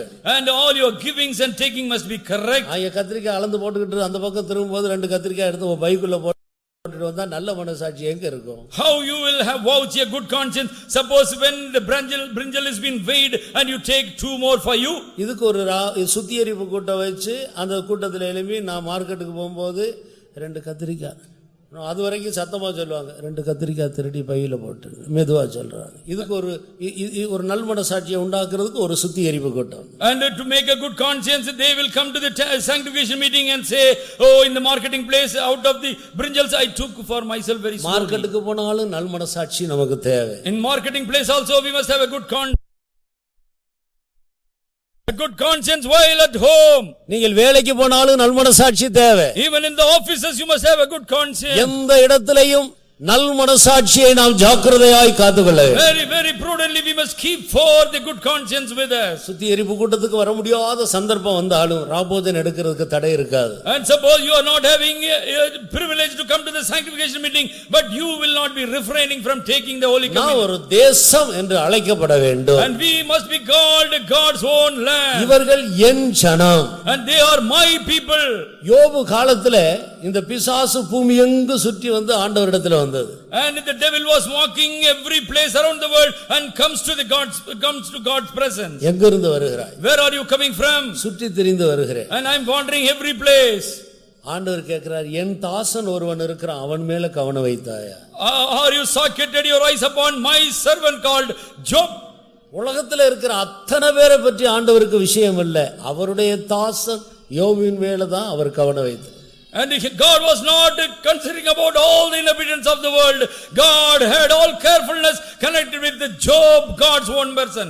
எல்லா காலத்திலேயும் தேவன் என் தேசம், என் ஜனம், என் தாசன் என்று ஒரு கூட்ட ஜனங்களை உரிமை பாராட்டிக் கொண்டே இருக்கிறார். Therefore every time God is calling one group of people as my own people, my own land, my own servant. இந்த கடைசி நாட்களில் என் தேசம் என்று ஆண்டவர் அவருடைய சபையை அழைக்கிறார். And in the last time God is calling his people as my own land. என் ஜனம், என் தாசன் என்று ஆண்டவர் தன்னுடைய ஜனத்தை அழைக்கிறார். Looking at his people, God is calling my own nation, my servant. அருமையானவர்களே, நாம் ஆண்டவருடைய தேசமாக நம்மை காத்துக்கொள்ள வேண்டும். Oh beloved people, we must keep ourselves to be God's very own land. அப்போதுதான் கர்த்தர் பெரிய காரியங்களை செய்வார். Then God can do greater things in our midst. எத்தனையோ பேர் வராங்க, திடீர்னு இப்ப ராபோஜனம் வச்சா இதுல பாதி கூட்டம் வெளியே போயிடும். என்ன தேசம்?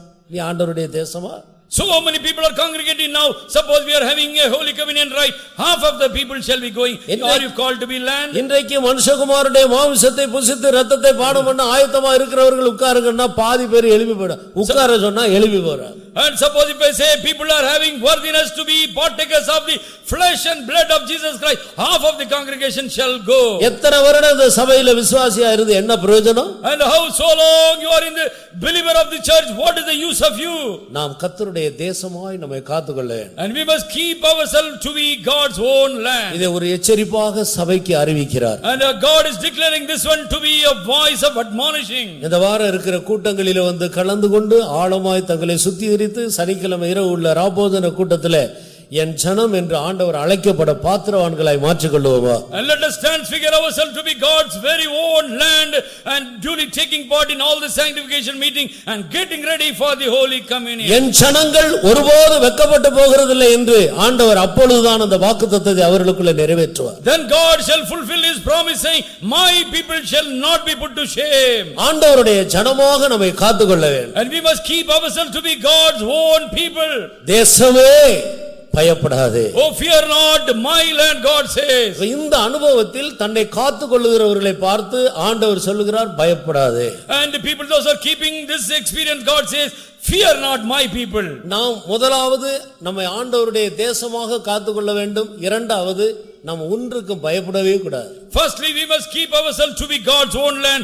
Secondly, we must not have anything called fear in us. யார் பயப்படுகிறார்களோ அவர்களுக்குள்ள ஆண்டவர் பெரிய காரியத்தை செய்யவே மாட்டார். Whosoever is having a fear in them, God cannot do mighty things in them. பயப்படாமல் எதையும் செய்வதற்கு, ஆண்டவருக்காக எதையும் செய்ய நாம் தைரியசாலிகளாய் நம்மை காத்துக்கொள்ள வேண்டும். And we must keep ourselves to be a person not having fear and be emboldened to anything for God. எந்த இடத்துல யாருக்கும் சுவிசேஷம் சொல்ல நாம் தைரியமா இருக்க வேண்டும். And we must be emboldened to share the gospel glad tidings to anyone at will. எந்த நேரத்திலே ஆண்டவருக்கு சாட்சி சொல்ல தைரியமா இருக்க வேண்டும். And we must be emboldened to give the witness for the Lord at any time. எதை குறித்தும் பாவம் செய்கிற ஒன்றை தவிர வேற எதை செய்வதற்கு நாம் பயப்படவே கூடாது. We shall not be afraid of anything, not having fear of anything.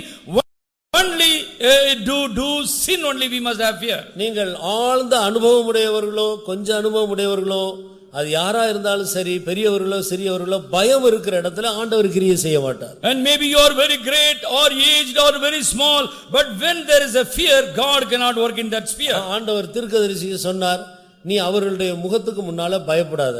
And God has said unto the prophet, but be not afraid of looking into their faces. நீ பயந்தா, சத்துருக்களுக்கு முன்பாக சத்துருக்களை கண்டு நீ பயந்தா, நான் உன்னை கலங்க பண்ணுவேன். And suppose you are so afraid looking into the face of the enemy, I shall put you into trouble. உன்னுடைய பயம் இருக்கிறதுனால நான் உனக்கு ஜெயம் கொடுக்க முடியறது இல்ல. Because you harboring fear, therefore I cannot confer victory upon you. எசேக்கியேல் தீர்க்கதரிசிக்கு, எரேமியா தீர்க்கதரிசிக்கு ஆண்டவர் இப்படி சொல்லுகிறார். And this is the voice of the Lord coming to Jeremiah as well as Ezekiel. ஜனங்களுக்கு சொல்லு, பயப்பட வேண்டாம்னு சொல்லு. And say to the people, fear not. நீயும் பயப்படாத. And you also be not afraid. சத்துருக்களை கண்டு பயப்படாதீர்.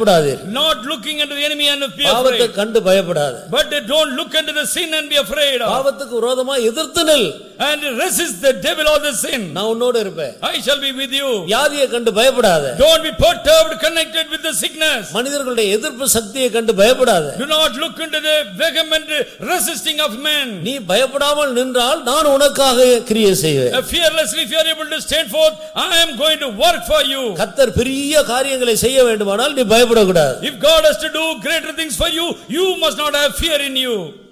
தாவீது யுத்தத்துக்கு போனார். And David went to the battlefront. பெரிய பெரிய ஆட்கள் எல்லாம் பயந்து கொண்டு பின்னால போறாங்க. The great and mighty people were so afraid, they were walking back. பெலிஸ்தியர்களும் Goliath வந்து மிரட்டிக்கொண்டே இருக்கிறார். And the Philistine as the champion Goliath also terrorizing the people. இவங்க பயப்படுகிற வரைக்கும் ஆண்டவர் அவர்களுக்காக கிரியை செய்ய முடியாதபடி அவரும் தாமதித்துக் கொண்டே இருக்கிறார். And God was standing because they were all so afraid and therefore God could not work in their midst. இவர்கள் மத்தியில தைரியம் உள்ள யாராயிலும் எழும்ப மாட்டார்களா? And will there not be any person rising from the fearful Lord? One person. ஆண்டவர் எதிர்பார்த்து கொண்டே இருக்கிறார். God was looking for one sole person. திறப்பின் வாசலை அடைக்க ஒரு மனிதன் கிடைக்க மாட்டானா? Will there not be one man to stand in the breach or in the gate? ஆண்டவருடைய ஜனத்துக்கு ஜெயத்தை கொடுக்கும்படி ஆண்டவர் காத்து கொண்டு இருக்கிறார். In order to confer victory upon God's own people, God was looking for one man. சவுலை பார்த்தால் அவன் பயந்து பின்வாங்கி போகிறான். When God was looking unto Saul, Saul was trembling.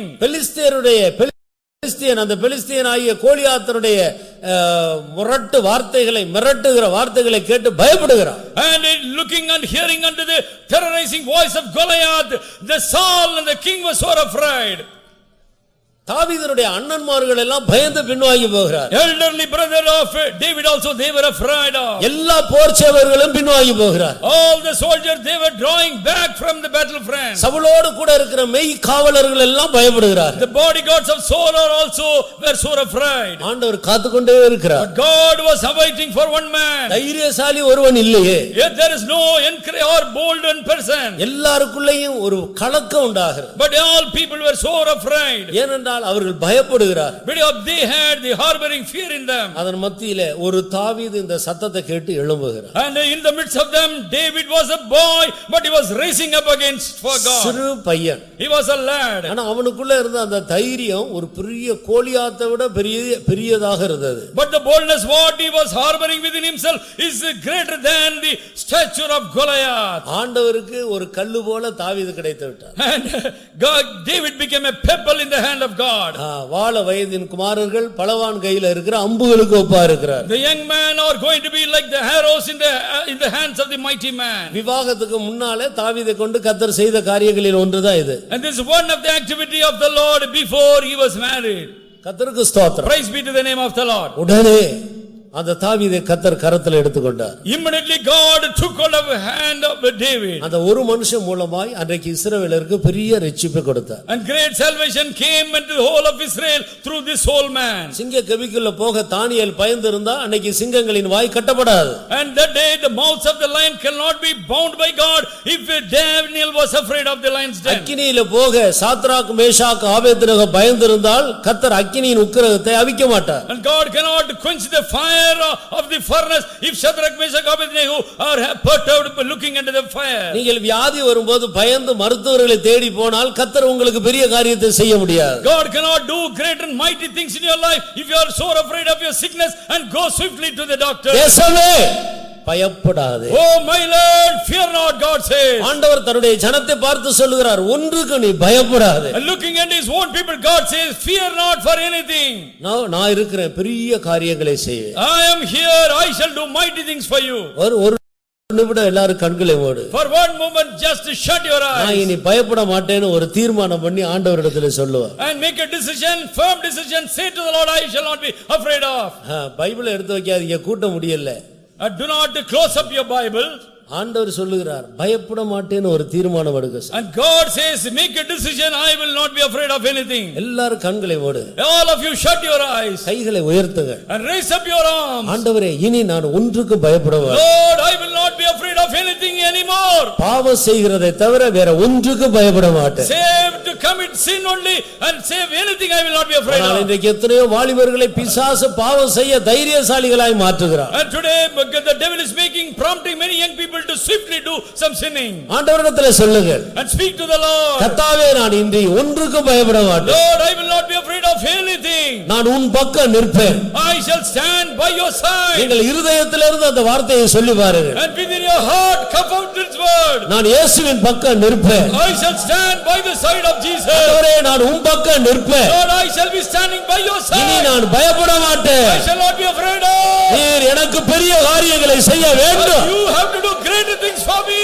அதற்கு பாத்திரவானாக என்னை மாற்றிக் கொள்ளுவேன். Make me a worthy vessel for them. இந்த தீர்மானம் எடுக்கும்போது தேவனுடைய அபிஷேகம், ஆண்டவருடைய வல்லமை உங்கள் மேல் இறங்குகிறதை நீங்கள் உணர முடியும். And you can sense as you take the decision, the mighty power is coming upon you. Hallelujah, hallelujah. Shidabakaturabalaria hashdo.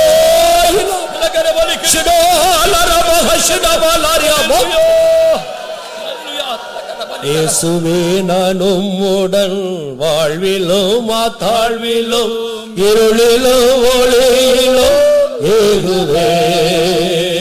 பூவிலும் மாத்திரம் வானில் வேறு இல்லையே, இனிமேல் நீரே துணை என்றைக்கோ என்றைக்கோ என்றைக்கோ ஈசவேசுவோடு நிற்பேன் என்றும் என்றைக்கோ.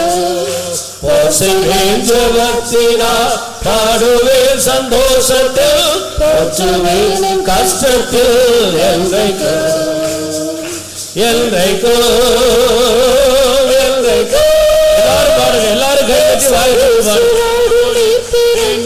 என்றைக்கோ போசுவேன் ஜெபத்தினால், பாடுவேன் சந்தோஷத்தில், போற்றுவேன் கஷ்டத்தில் என்றைக்கோ என்றைக்கோ இயேசுவோடு நிற்பேன் என்றைக்கோ. போசுவேன் ஜெபத்தினால், பாடுவேன் சந்தோஷத்தில், போற்றுவேன் கஷ்டத்தில் என்றைக்கோ. போசுவேன் ஜெபத்தினால், பாடுவேன் சந்தோஷத்தில், போற்றுவேன் என் கஷ்டத்தில் என்னை ஜெபத்தினால் பாடுவேன் சந்தோஷத்தில் போற்றுவேன் என் கஷ்டத்தில் என்னை ஓசைவேன் ஜெபத்தினால் பாடுவேன் சந்தோஷத்தில் போற்றுவேன் என் கஷ்டத்தில் என்னை ஓசைவேன் ஜெபத்தினால் பாடுவேன் சந்தோஷத்தில் போற்றுவேன் என் கஷ்டத்தில் என்னை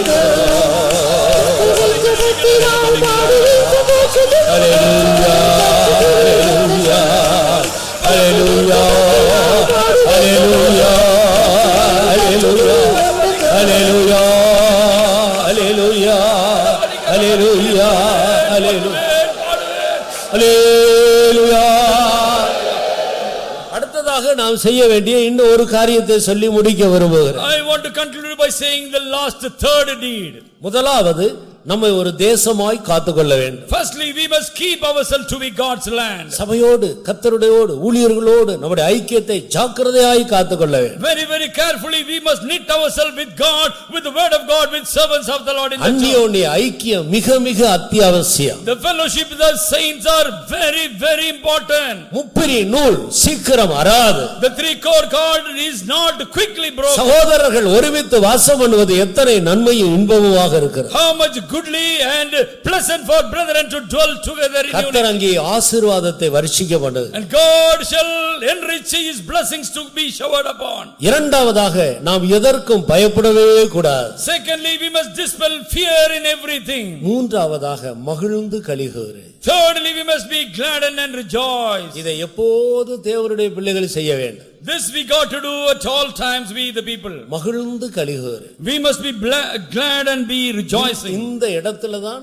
நாம் தோல்வி அடைந்து விடுகிறோம். And we are meeting defeats only in this count. நானும் இப்பொழுது துக்கப்படுகிறேன். And I am also so afraid of this. கடந்த நாட்களிலே சந்தோஷப்பட்டு கலிகூற வேண்டிய சில சந்தர்ப்பங்களிலே கலிகூறாமல் போனதுனாலே சில தோல்விகளை சந்திக்க வேண்டியதாக போயிற்று. In the time stipulated for me to be glad and rejoice, but that time I have to meet defeat because I was not glad. கைகளை போருக்கு விரல்களை யுத்தத்துக்கும் படிப்பிக்கிற கண்மலையாகிய கர்த்தர் படிப்பித்துக் கொண்டு வருகிறார். And God is making my fingers, my hands for war. Now he is making me to learn these oracles of God. நாம் மகிழ்ந்து கலிகூற வேண்டும். We must be glad and rejoice. அப்பொழுதுதான் கர்த்தர் பெரிய காரியங்களை செய்வார். And then only God shall do greater things.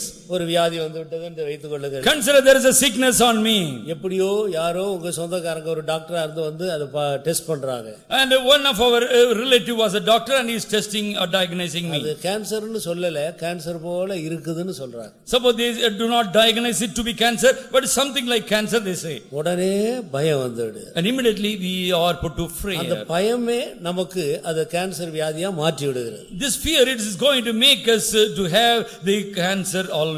ஏனா நம்ம எப்ப பயப்படுகிறோமோ அப்போ தோல்வியை நாடி போகிறோம். Because when we are afraid of, we are now going towards defeat. என்ன செய்ய வேண்டும்? What must we do? Oh cancer வியாதியா? Oh, is it cancer? உடனே போய் நல்ல ஆவியில நிரம்பி சந்தோஷப்படு. And immediately we must be glad and rejoice in God's presence. என்ன பாஸ்டர் வியாதி கேன்சர் வியாதின்றாங்க, இப்ப எப்படி சந்தோஷப்படுறது? Oh pastor, now they are diagnosing me to have cancer. How can I be glad? நாம் தரிசித்து நடவாமல் விசுவாசித்து நடக்கிறவர்கள். And we are the people not looking or walking by sight but by faith. மருத்துவர் சொன்ன அதை நீ தரிசிக்காத. But do not look by sight what the doctors has prompted unto you. இந்த cancer வியாதியை இயேசு சிலுவையில சுமந்து தீர்த்து விட்டார். அவருடைய தழும்புகளால் நான் குணமாக்கப்பட்டிருக்கிறேன். இது என்ன ஒண்ணும் செய்யாது. நல்ல ஆவியில நிரம்பி சந்தோஷம். And you must say, this cancer is the devil which God has taken upon his cross and he has healed me by his stripes. Therefore you must be glad and rejoice. நீங்க செய்து பாருங்க, அந்த வியாதி உன்னை விட்டு போகிறதா இல்லையான்னு பிறகு கேளுங்க. Now habituate this, be glad and rejoice in God, and you see that sickness fleeing away from you. எனக்கு ஏறக்குறைய 25 வருடமா என்னுடைய குமட்டல உள் பகுதியில ஒரு கட்டி இருக்கு.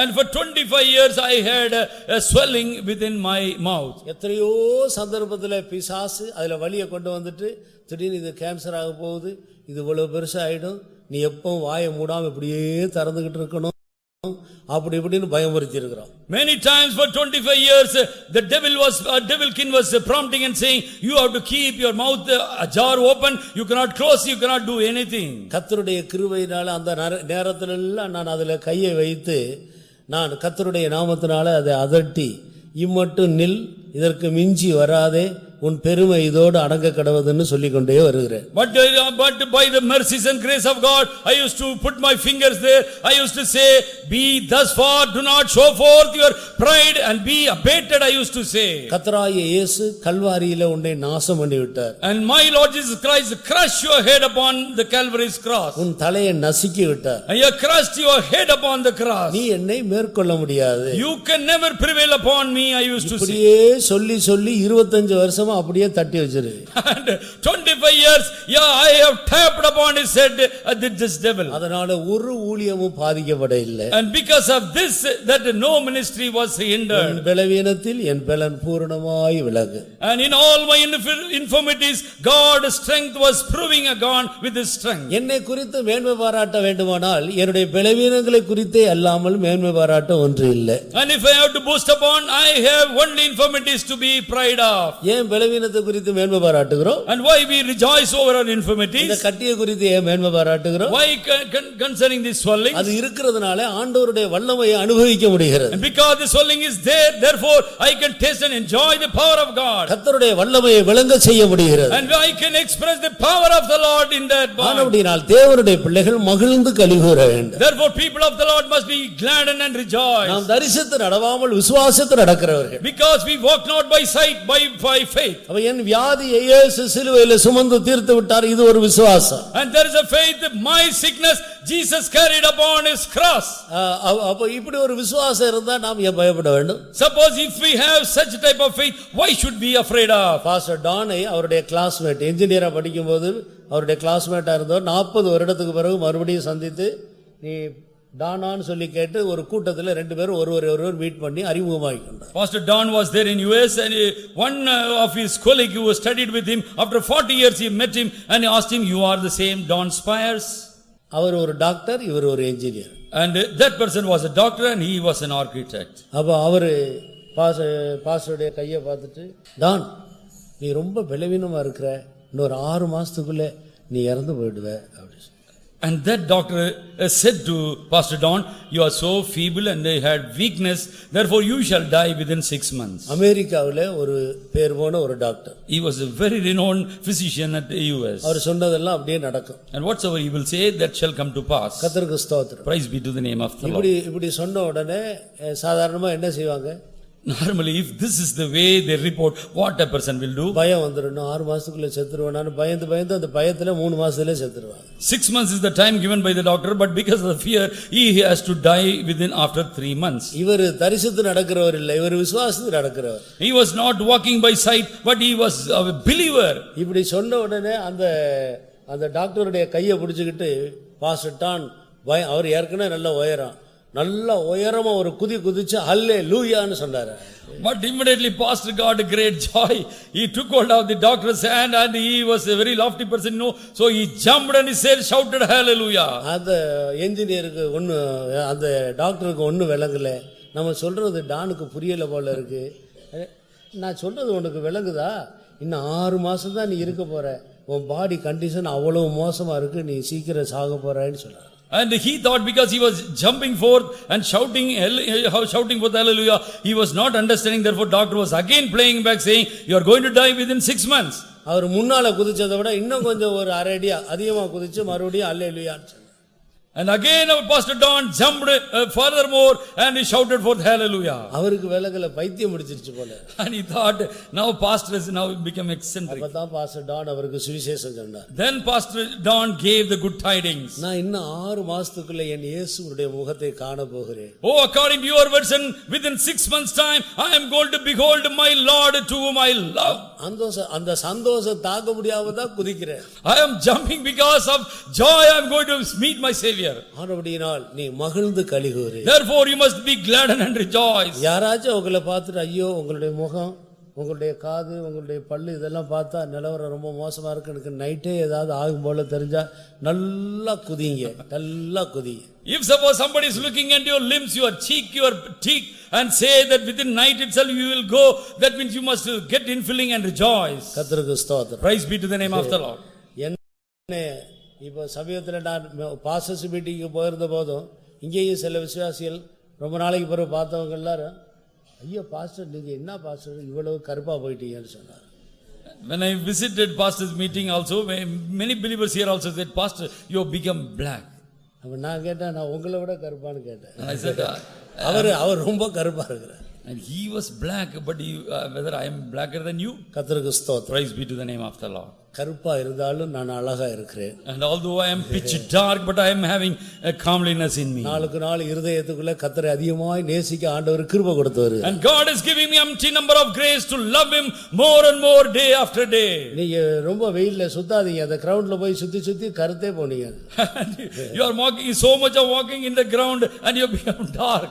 வெயில் என் மேல் பட்டது, நான் கருத்து போனேன். And then the sun was scorching upon me and I became black. எல்லாரும் வீட்டுக்குள்ள உட்கார்ந்து இருந்தா காரியம் எப்படி நடக்கும்? If all are seated at home, how the activities take place? ஆனபடியினால் நம்முடைய இருதயத்தார் கர்த்தர் மனுஷர் முகத்தை பார்க்கிறார்கள், தேவன் இருதயத்தை பார்க்கிறார். Man is looking into the countenance, but God sees something within. ஆனபடியினால் கருப்பா இருந்தான்னா, சிவப்பா இருந்தான்னா, மஞ்சள் கலரா இருந்தான்னா, அது ப்ளூவா இருந்தான்னா, எப்படி இருந்தா நமக்கென்ன? ஆண்டவரோட நம்ம ஐக்கியமா இருக்கணும், அதுதான் நம்முடைய அழகு. And our measurement, our standard is we must walk with the Lord. Summarily, that is all. Black or pigmentary colors is no matter. என் நாமத்து நிமித்தம் உங்களை நிந்தித்து பலவித தீமையான மொழிகளை பொய்யா அவங்க மேல சொல்லும் போது நீங்கள் சந்தோஷப்படுங்க. And you must also rejoice and be gladdened because of my name you are being falsely accused of. இந்த மாதிரி நேரங்களில எப்படி சந்தோஷப்பட முடியும்? How to be gladdened and be rejoicing in this time? அபாண்டமா ஒரு பொய்யான காரியத்தை சுமத்துகிறார். Falsely they are putting a blame upon us. சாதாரண மனுஷன் சந்தோஷப்பட முடியுமா? An ordinary person, can he be glad? ஆனால் தேவனுடைய பிள்ளைகள் விசுவாசித்து ஜீவிக்கிறவங்க தான் சந்தோஷப்பட முடியும். But people of God who are walking by faith, they can rejoice. ஒரு பொய்யா ஒரு குற்றச்சாட்டு சொல்லும்போது, falsely if you are accused of, பேங்க்ல யாரோ ஒருத்தருடைய பணத்துல நீங்க ஒரு 10 லட்சம் ரூபாய் திருடிட்டீங்களாமேன்னு இவர்கிட்ட பார்த்து கேட்டா, if a person is asking that you have grabbed the 10 lakhs rupees from the account of another person, உடனே சண்டைக்கு போறது இல்ல, and he will not go for fighting. நல்ல பாஸ்டர் டான் குதிச்சது போல ஒரு குதிச்சு நிக்கணும். And you must jump and shout forth like Pastor Don. அதுதான் பிசாசுடைய முகத்துல கரி பூசுனது போல. That's how you can blacken the face of the devil. ஏன் குதிக்கிறீங்க? How you why do you jump?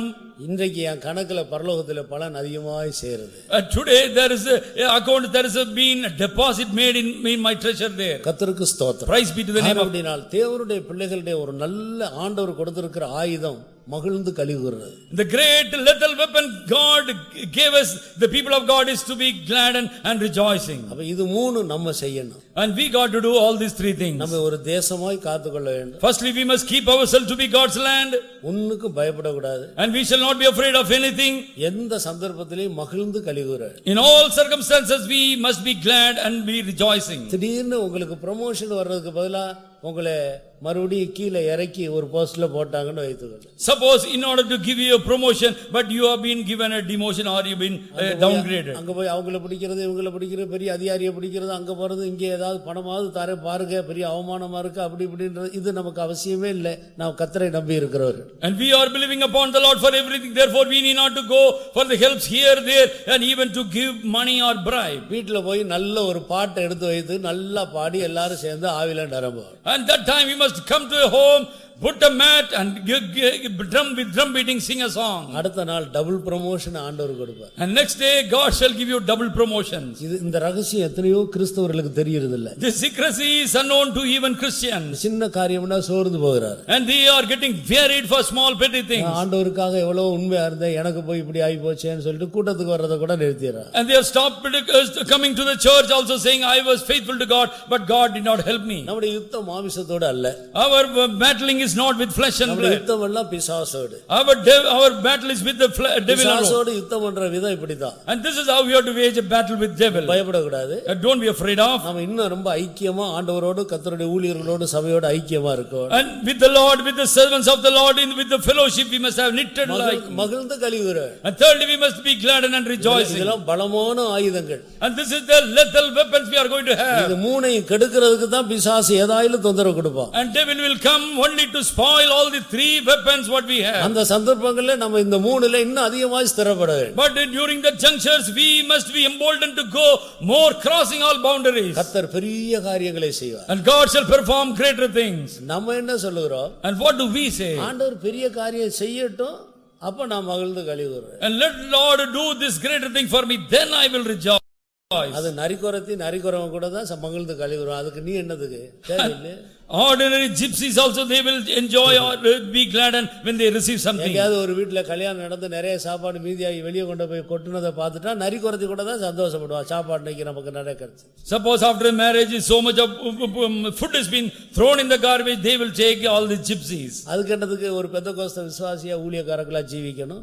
And why should you become a Pentecostal believer or a worker? பசியா இருக்கும்போது கர்த்தர் எனக்கு பிரியாணியை கட்டளையிட்டாருன்னு சந்தோஷப்படுங்க. அதுதான் பெந்தகோஸ்த வாழ்க்கை. When you are suffering a hunger, that time you say God has commanded a biryani for me and rejoice in the Lord. சாப்பிடுறதுக்கு ஒண்ணு இல்லாதபோது கர்த்தர் நிறைய தந்திருக்கிறாருன்னு களிகூறு. And when you do not have anything to eat, say God has given me in abundance and pray drums.